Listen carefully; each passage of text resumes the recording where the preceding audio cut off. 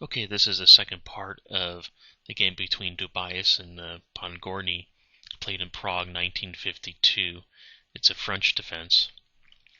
We were just discussing White had just moved its 10th move, Queen to H4, where it can keep the attack on the H7 pawn.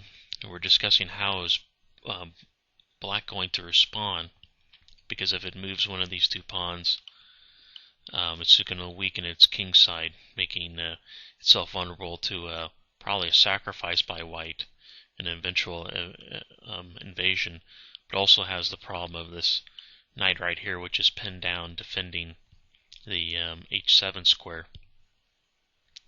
So there's no real good answer, because Black doesn't want to move one of these two pawns here. Probably what Black's going to end up doing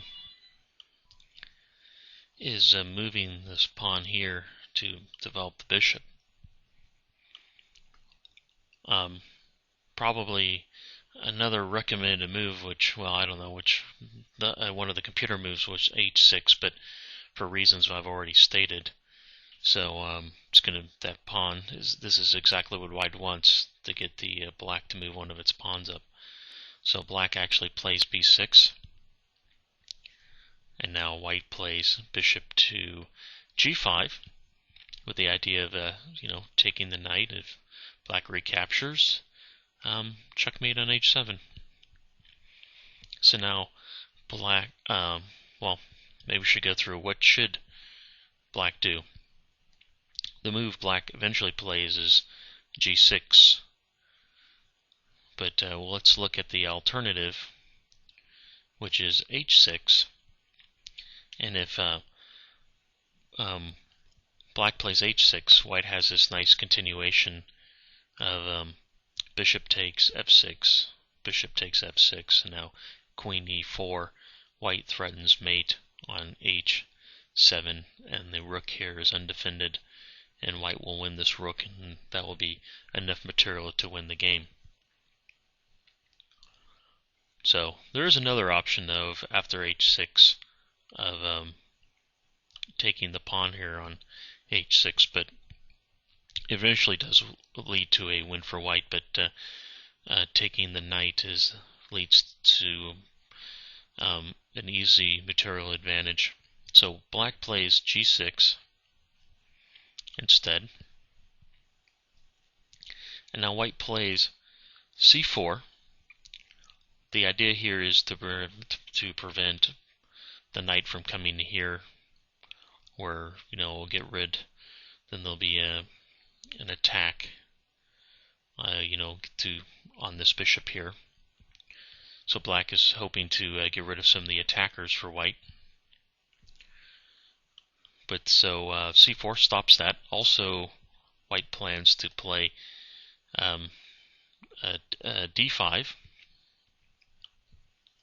Now Black plays bishop to B7, getting its bishop developed. Black really has sort of nothing else to do. It's trying to get its pieces out.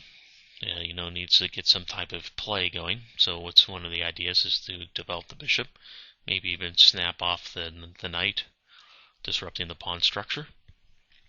And now White actually plays D5. Now this looks like it actually loses a pawn, because it looks like, pawn takes, knight takes, and if White takes the bishop, then the knight or even the queen comes and takes. So it doesn't, looks like it loses a pawn for White.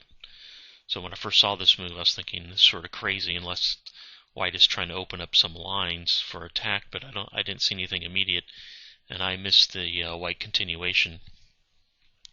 So here's what happened. Black does take, probably thinking it's going to win a pawn. And then here's the move that I missed. It's an in-between move. The in-between move is this, is that White plays rook on F to E1, attacking this bishop here. Because if, I don't know, let's just say White takes the pawn, then White takes the bishop. If the queen retakes, then white captures a knight. So effectively, you could say, that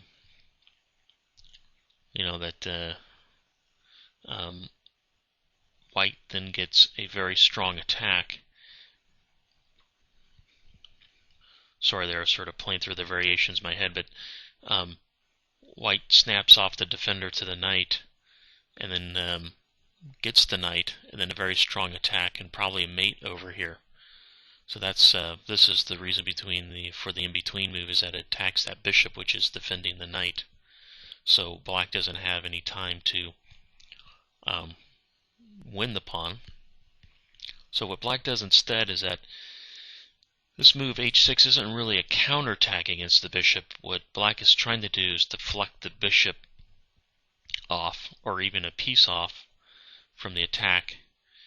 Black is hoping that the bishop will take to the point to where black could play knight to e4, forcing the queen to move away. But what white does is play queen takes h6, and now white's idea is actually sacrifice the bishop, this white bishop, on g6, totally undermining the pawn shield of the king and invading.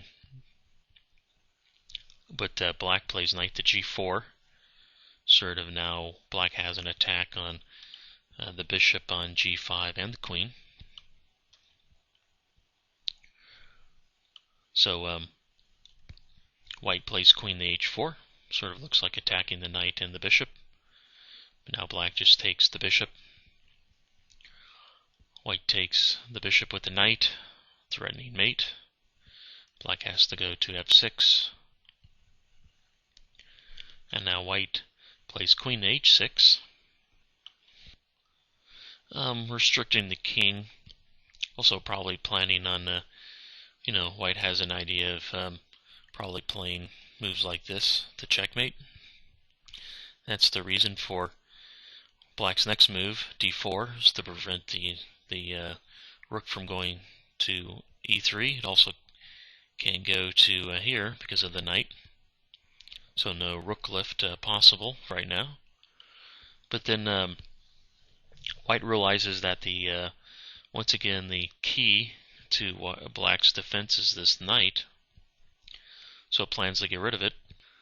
So white plays rook to e6, which looks not an apparent move, threatening to capture the knight. And notice that black cannot capture the rook with the pawn, because if queen takes, king moves over, check again, king moves over, check with the bishop.